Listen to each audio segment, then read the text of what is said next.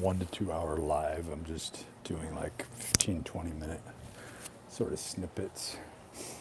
This little live right here is just basically focusing around what I'm doing right now, which is I'm burning fat ultimately with continuous training. But you got to understand that I've done this countless times in the past. When I lived down in Pasadena about 12 years ago, and I was training down there and working at Bally's in 24-hour fitness for a brief period of time down in that area. I would walk 10 miles to work and I would walk 10 miles back. And then I would walk around. It was literally 10 miles away. That's a lot of walking. Yeah, it was like 8 hours of just walking all day. And I realized how powerful walking was as to take me on to that next level.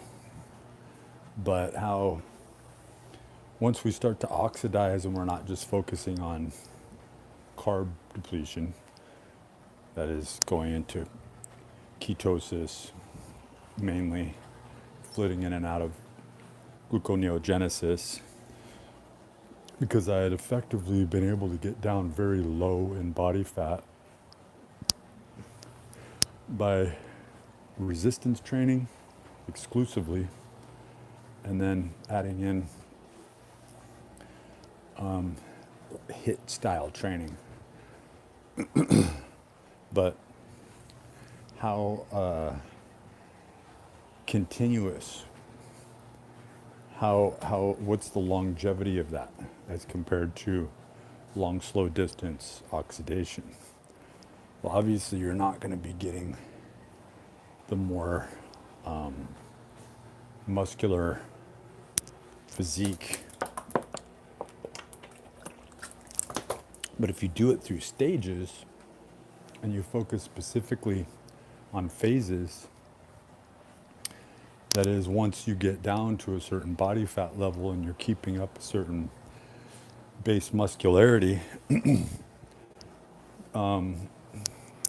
keeping the reactivity and the lean muscle mass and the nervous system and the blood flow and the metabolic functions focused around total homeostasis and health and nutrition. I have everything that I need. I've been training regularly. The muscle tone and definition from an existential sense is really good. The body weight is at my theoretical set point for my bone density, my bone mass on the low side, being about 170. I'd say I'm when I'm not like fully carb loaded, which I've been doing a lot of carbohydrates. The carbohydrates have been brown rice mainly, or lentils. And you'd be amazed at the thermic effect of food and the taking in complete nutrition. Like last night, my snack, and it might sound disgusting, was brown rice and protein powder. Like I'll mix, I have this protein powder that I mix isopure with this so that I'm not getting in too many nutrients with every single scoop that I take. So I take a lower quality BPI whey isolate that, by the way, from Amazon only costs $55. It fluctuates, and then there's an even lower, the price of this, you'll see this if you look up, it'll say best protein. And supposedly it's like really good tasting. It's the same flavor as this one, which is a chocolate brownie flavor. And my son really likes this one. And it's like I say, it's about $55, $65. It fluctuates. The competitive marketplace, you can only thank the competitive marketplace. But with that, through that whole supply chain and demand, you can get some great prices. That's the justification, right? But we're just starting out. We're probably in our second mile right now. I start slow, and as I go through the day, it becomes more cardiorespiratory. At first, it's really just systemic, you know, and I'm sipping on my coffee while I go through the process. And some days, when I feel so inclined, I'm also doing the creatine that I showed you. I'll show again, because as the results become more evident, so that's the concrete creatine. And then I've been taking this supplement as well. In fact, I'm going to take some of this right now. And I take about half the dose, even with respect to supplements. When I was training people,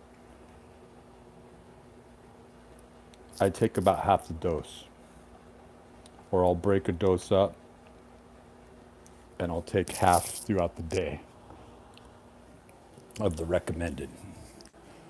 A lot of weird, quirky laws that obviously through government arms have to do with a lot of corruption and a lot of underground people being paid off in the supplement industry. It happened in the 90s when no claims could be made as to the efficacy of certain supplements, which is ridiculous because those vitamins and those minerals, when we're talking specifically about that and what they do from an orthomolecular sense, are 100% part and parcel to the functionality of the human organism. Like, try living without vitamin C, but then you make the claims that vitamin C and paradoxin, like B1, B2, B6, like there were diseases. Like, isn't that enough information? Berry. There were diseases that were based around the absence of, with rice, and the increase in storage life to remove the husk, the fiber, what makes it a complete food and why it's so amazing. So that's what I'll eat, is just brown rice, and it's been something that I was able to go back to and maintain an ultra low body fat in the past with. I'm older now, but it's not so much the age that I'm running into, the issues with that. It has more to do with messing with my hormones for no apparent reason, just because I wanted to learn about some things. Nobody's ever happy with enough, right? So I'm going back to the old way that I did things, which is, yesterday, I know I'm shifting a lot, but the supplements and the exercise is starting to kick in.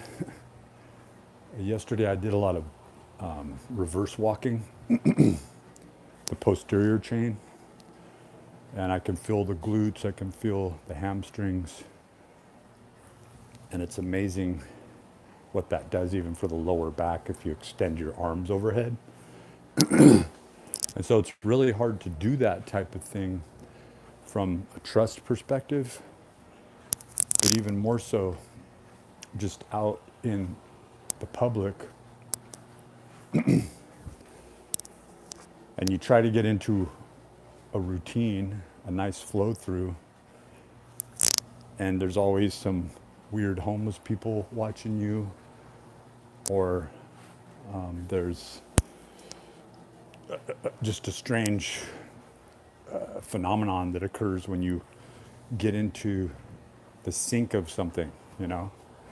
So the whole thing with the pandemic and the resultant, the result on the individual you have to take efficacy into your own hands under the measure of your own principles and process.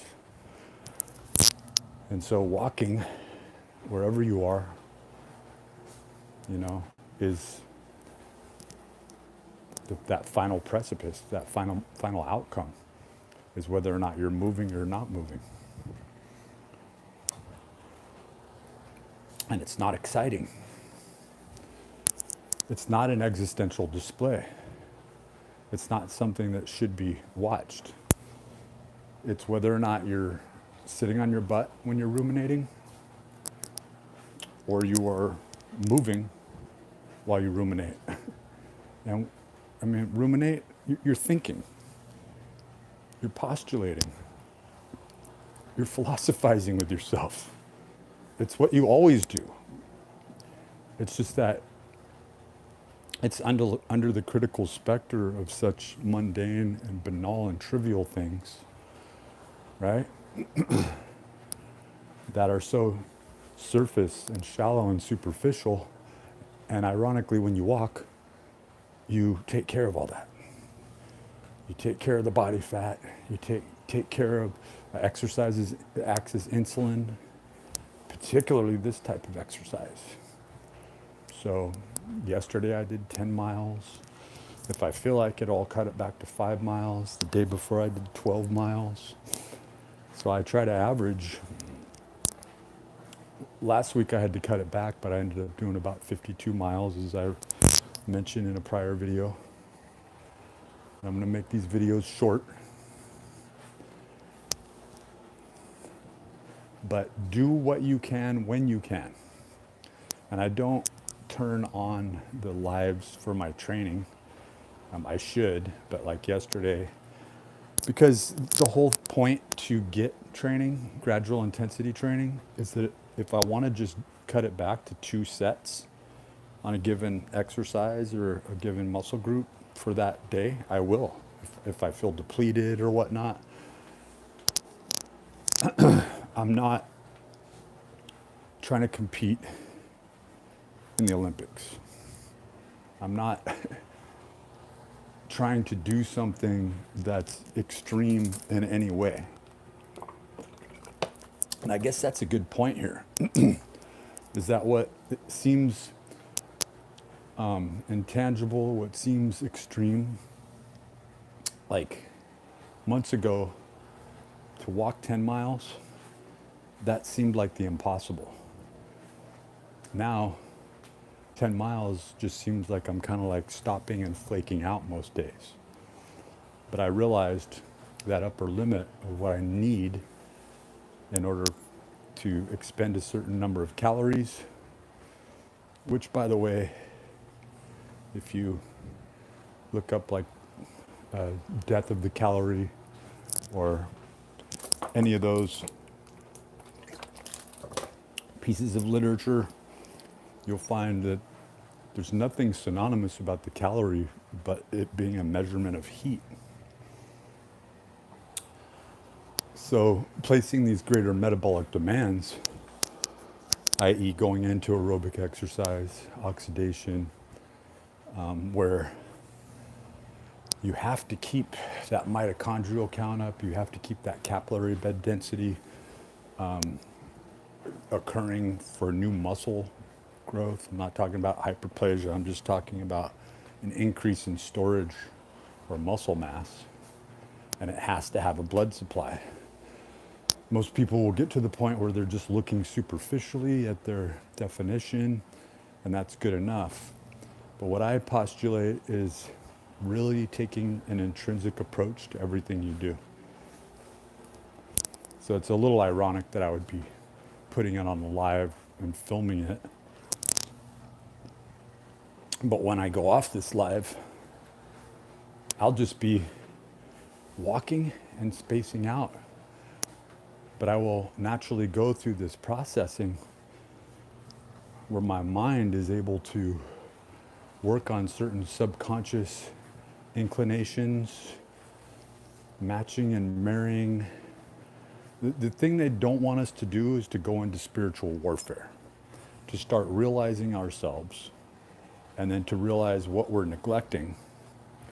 And perhaps the word spiritual, as I've conjectured, is something that is a little too archaic and arcane, and we need to start developing new etymology, new definitions, and I would almost say personal nomenclature.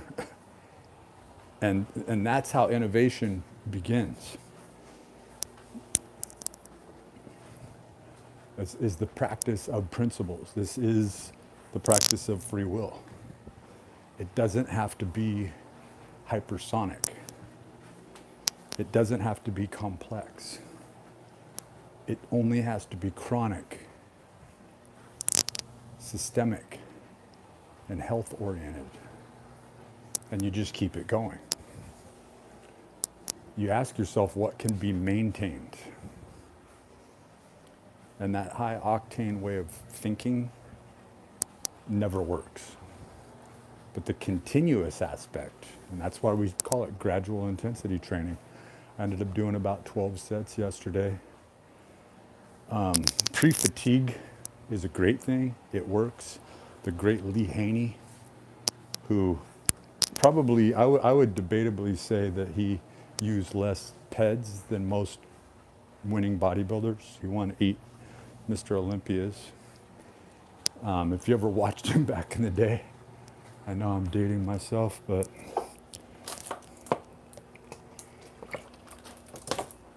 if you ever watched him back in the day, he was a very compact, bodybuilder. But he had such muscle density, and he's a devout Christian.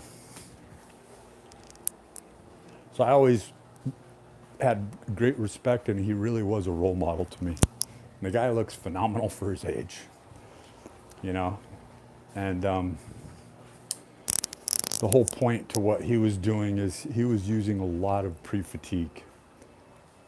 Like yesterday, what I was doing is I did very demanding military presses with a heavy band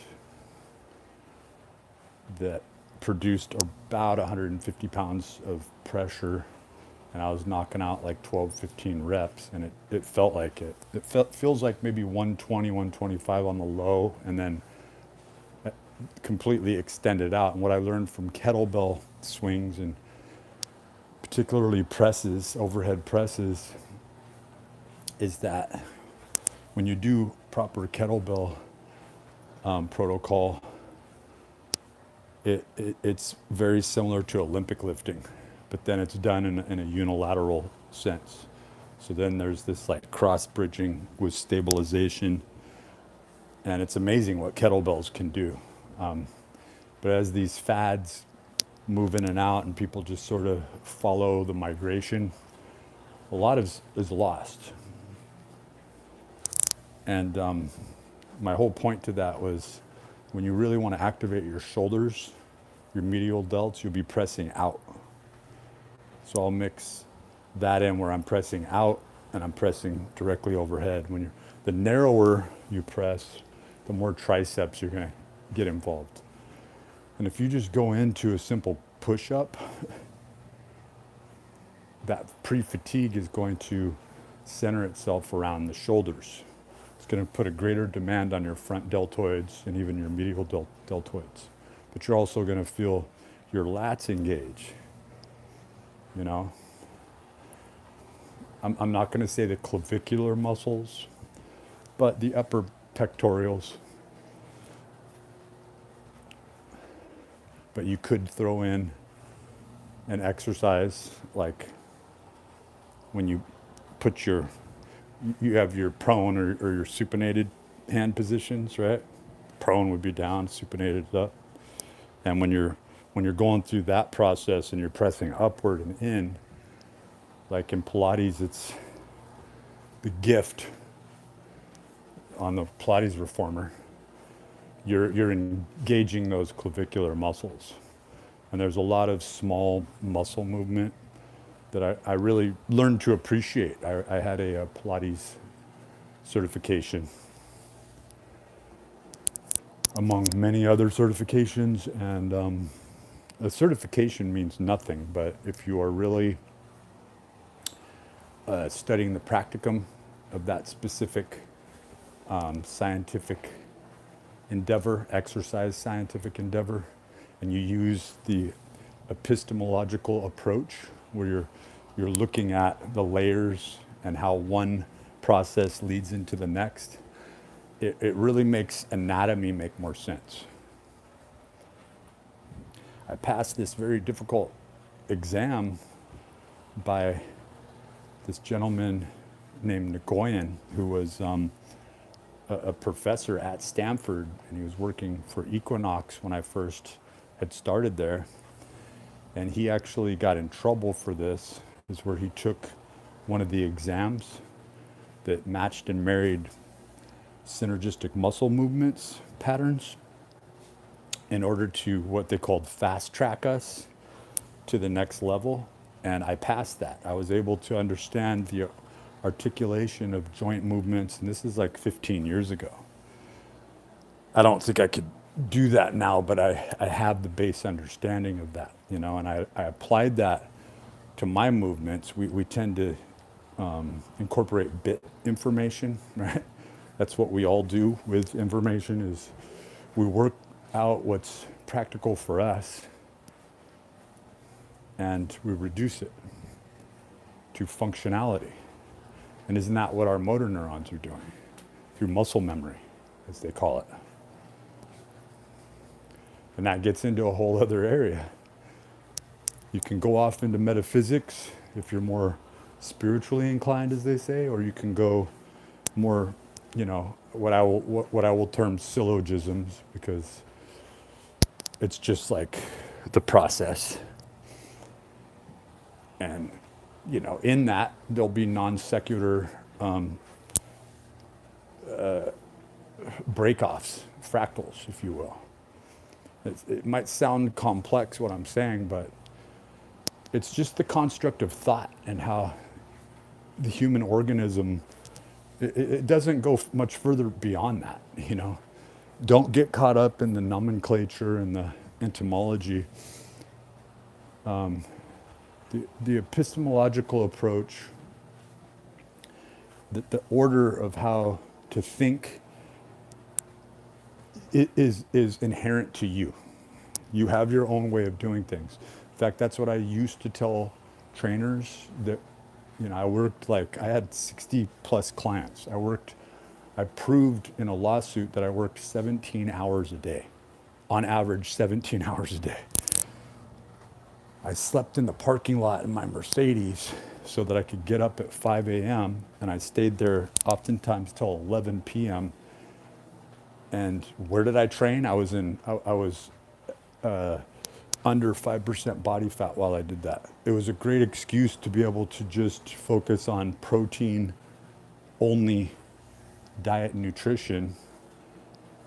And I don't recommend that, but to also do these minimalistic workouts where I would only have 10 or 15 minutes, so I'd have to train all through the day. And that's when I got into this. I'm pretty lean, but I have this. Is that age or is that hormones? It could easily be dispelled as age. I'm 54 years old, but it's not. In fact, that's what I always challenged. It has to do with the ridiculous, stupid thing I did of trying to understand. I was trying to go up to that level where I was training bodybuilders. And I was able to go into that a little bit, and it's not something that I wanted to do. I couldn't breach my principles. I couldn't corrupt myself by taking something, and we're talking about that non-secular aspect and syllogisms, you know. Like if you train a bodybuilder and a bodybuilder takes steroids and steroids are bad, therefore training bodybuilders are bad. I couldn't get away from that syllogism. So a lot of people will use these justifications, which again, you could get into the spiritual aspects, where certain personalities will term that as craft, and then they will meet other people who are using that craft, and even the term craft. You can look at the Masonic order, fellow craft, or I'm just doing crafts. It's all how you view a particular avenue, venue, or expression. Some people really think that everything comes down to personal expression, while others see the collectivity, the union that occurs, right, from the get. Gradual intensity training, get. Continuous training.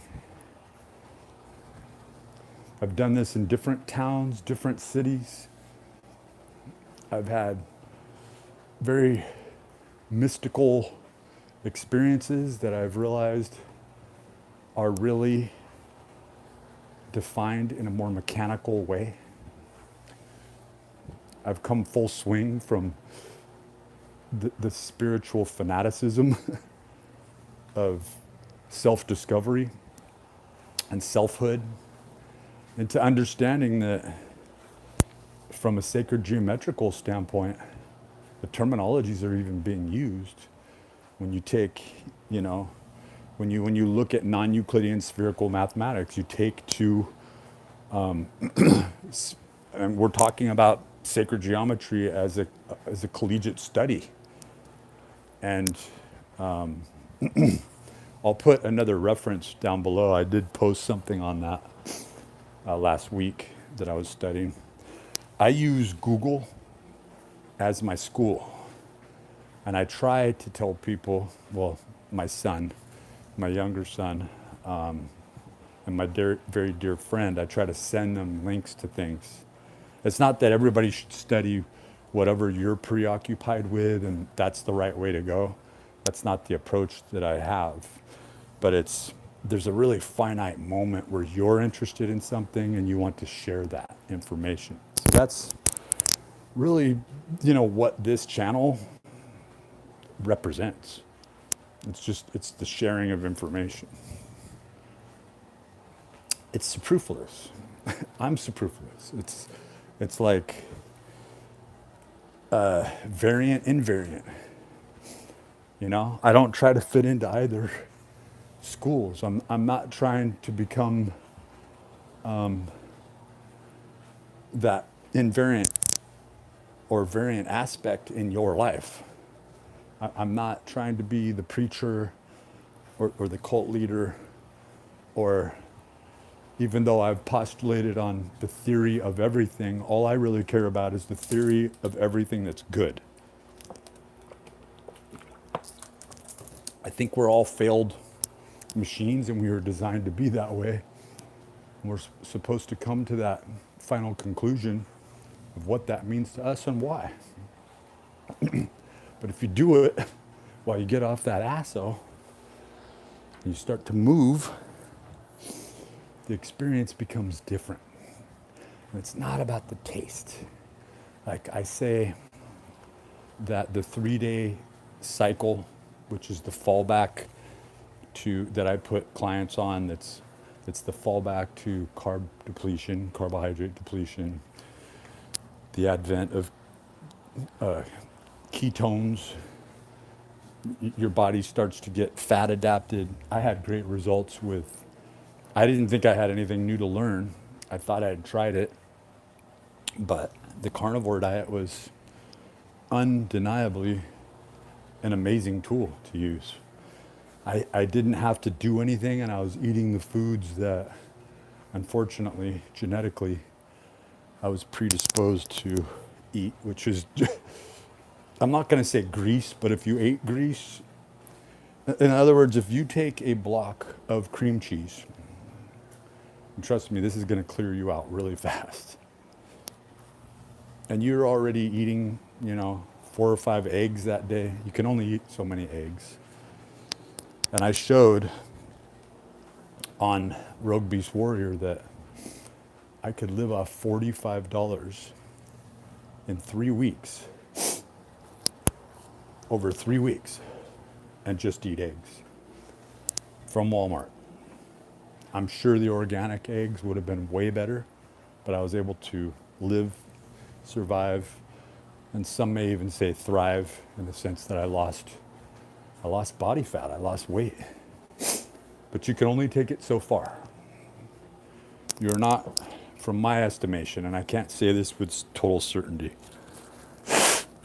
because I naturally went into this, and I've started to store more fat around my midsection, which is my natural predisposition. But the study showed from, I believe, MIT research on the consistent intake of complete protein sources, right? That people would be, were on average something like 8 to 10 pounds lighter, and they changed nothing in their diet.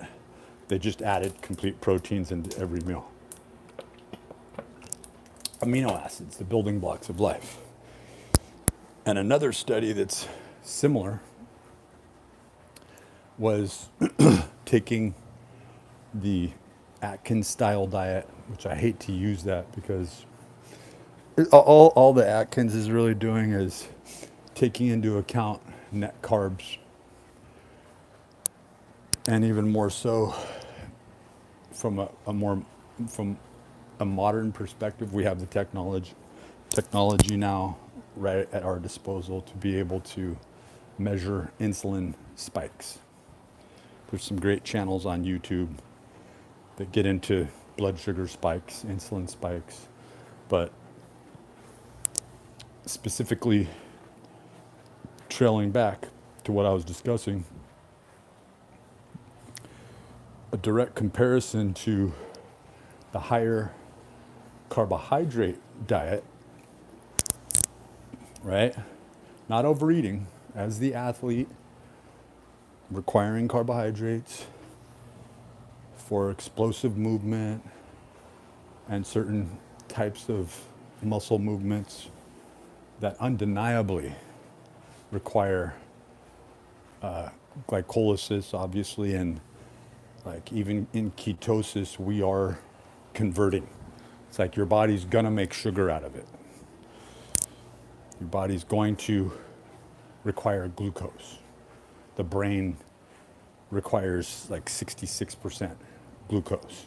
It's just a fact. But where your body can actually manufacture that, right? And that's what those ketone bodies are all about. And even more so when the only thing that's available is protein, and those protein structures, an oversimplification again, but just an easy area is to look at carbon skeletons and to say those are being broken down. Not only, it's a very complex process. And I'm not saying that she was completely accurate on this because the book was written in a time, but Billy J. Saley, Heal with Amino Acids and Nutrients. I've always recommended that book. It gets into the areas of orthomolecular nutrition and whether or not it's legal to say or not, orthomolecular nutrition is the healing mechanism to our diets. It's a code. And in that, through different phases of starvation, certain amino acids are used. Like one thing that she says is amino acids compete with one another. And so I actually took this to a very critical point where I would go into these long fasts and I would take certain amino acids to bolster my health. I don't think people really take into practical account what she was saying. But let's just say the shit works. It's real.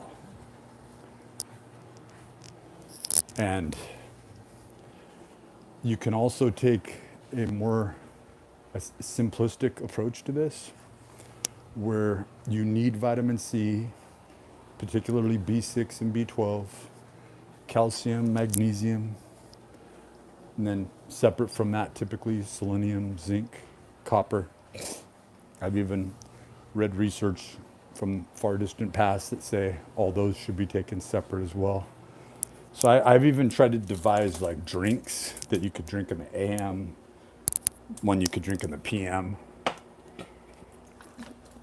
Because what I noticed with my own self-applied research, where I would take myself through these insane things, and that's the only reason that I delved into TRT and other things, which I highly regret. And that's why I got this weird fat clinging to me. You know, I never had fat under here or around my jowls. And I'm lean and I still have that. And I know what that's attributed back to. I know it because I never stored like that. So when you think you're getting big, which wasn't my goal, initially I was just going to go into bodybuilding, and there's a certain weight that you have to get to. And then I was sabotaged by my then ex-wife, now just malignant female narcissist sociopath that continues to malinger and cause great pain and suffering to people. And you could get into the areas then of self-efficacy, trying to heal yourself, is a remedy to these social conditions, these toxic parameters where megalomaniacs and demagogues run amok within family units, structures. And, you know, that's where my preoccupation started to go into, because I noticed this whole thing. And when I talk about having this strange spiritual occurrence, you start to look at the fact that if the technology exists to do all these things, then you can't cast away technology. We tend to become fanaticized by spirituality only due to the fact that a lot of information is being withheld from us. So when you get into that and you see that we are technology, and that these building blocks unlock certain attributes and aspects of the self, and the self working in congruence with other selves begin to organize, just like heart cells in a petri dish, you know, they will, when spread apart, they will start to come back into unison and beat together. So when we cast away all the toxic, weird shit that's ever been done to us, when we begin to unify, what I call in esoteric principles of light, which was a practicum to not go crazy and to better understand what's missing, what's being attacked. And I backward engineered that for myself. And I found this undeniable principle protocol that for me exists. And that's all I was trying to do. Not indoctrinate people, not create a cult. Because once an idea becomes existential, it's always misinterpreted. It has to be a personal walk, a personal scope. And you literally have to do this. You literally have to walk the fat away, burn all the bad shit off, go through spiritual warfare where you're calling people out. They'll open up a diatribe of shame against you when there's people watching, and they'll take you off guard, right? They'll spit vitriol behind your back of partial truths. This is the narcissistic way. And what we're finding, when I say we, those who are in the discovery process of what's really going on, what we're finding is that narcissists take up a large portion of society and our culture.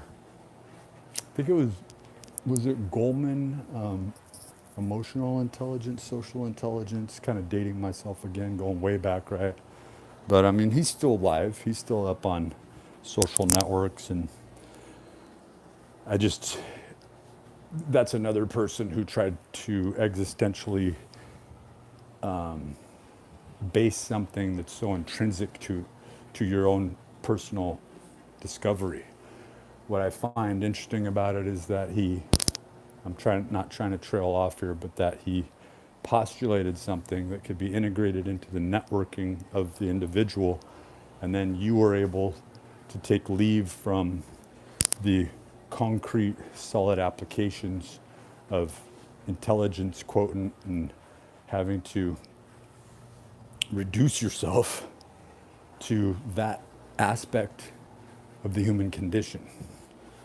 Because you'll see that people that have high IQs solve nothing, and when they try to, they look at things in an overly mechanical way. They try to mechanize everything. And that only accounts for the mechanical aspects of a thing, time, place, event. But it doesn't show the macro epistemological aspects or the phenomena like design, Dicing, Heidegger's conceptual idea of this, that it had to be called something, but he's not trying to say, oh, you call it this. That's what I liked about Heidegger's writing. But I think him being implicated as a Nazi and seeing the whole cult of personality bullshit that was going on there, right? But even there was the same thing was happening, the cybernetic influence. That we were born into a world, and it probably predates a singular lifetime. And you could say that we may have remained in stasis as a codified individual, which could be existentially seen as a number, a symbol, a sign. There may be others that are very similar to us, and that genome is like a number within a prison. And then you can see that as a personal expression of this makes me an individual. So you can kind of see the dichotomy that goes on there, right? And what these great philosophers, the truth that they saw with an existential crisis. The only thing that keeps somebody away from an existential crisis is when they get so tired or so superficial, which is just another way of getting tired. We lean back on the mediocrity and then we start to make deals. We take the blue pill. We take the blue pill. We love the taste of that steak. We no longer want to know where it came from or what sacrifices had to be made. But I love to listen to older podcasts that I've already listened to. Really not podcasts, but YouTube displays on different channels of Nathaniel Gillis, because it gets into a lot of the areas that he talks about, where I don't really want to go off on that tangent, to be honest with you. I've really discussed that and talked about it enough. But I will say that, to clarify, is that this metaphysical phenomenon of experience can be reduced possibly into just another mechanism.